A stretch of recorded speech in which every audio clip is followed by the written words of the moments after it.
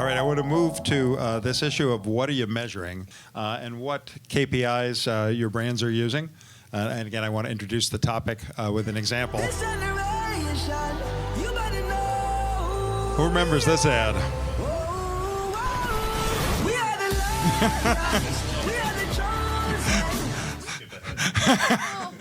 So, oh my gosh. That's why you still need agencies, guys, right? Yes. Did anyone see the Saturday Night Live parody of, of the person who made this ad?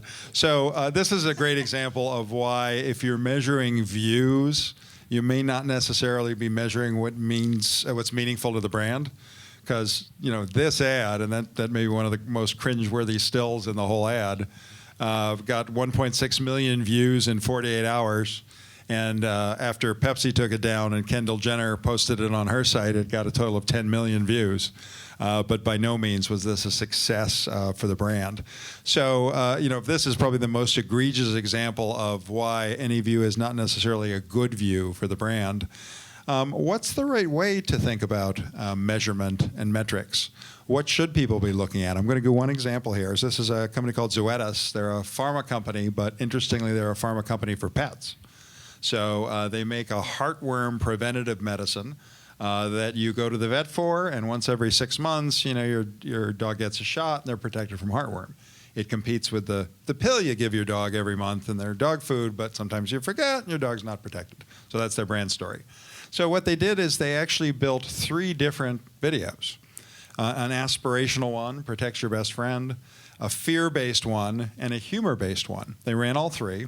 They saw which ones got the most engagement, and then they doubled down on the one that had the highest engagement. I'll play one for you here just to get a feel for it. You love your dog. You want the best for your dog.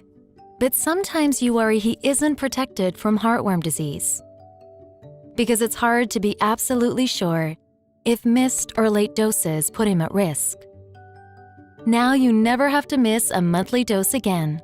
The best pet parents protect their best friend for 6 continuous months with just 1 dose. Ask your veterinarian about 6 months of continuous heartworm disease protection.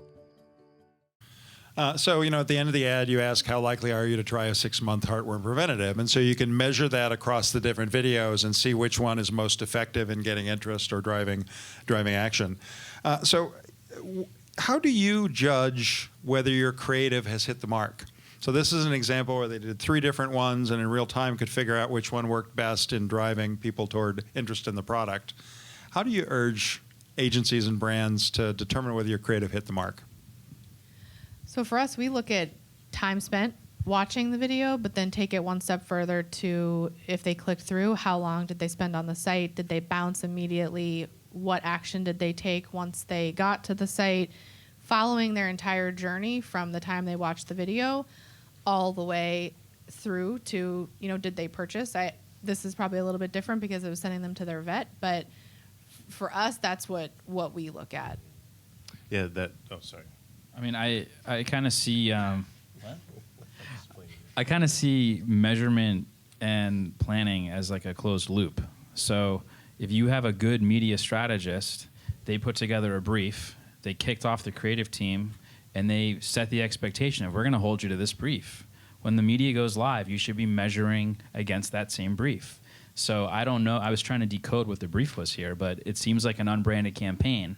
I was counting how many seconds until the brand name was mentioned. It wasn't mentioned. So, it was 30 seconds. Maybe I'd measure on video completes. Maybe I'd measure. I mean, it depends on what your objective was. So in this particular case, their objective was to get people to go to the vet. Because once they go to the vet, they're the only solution.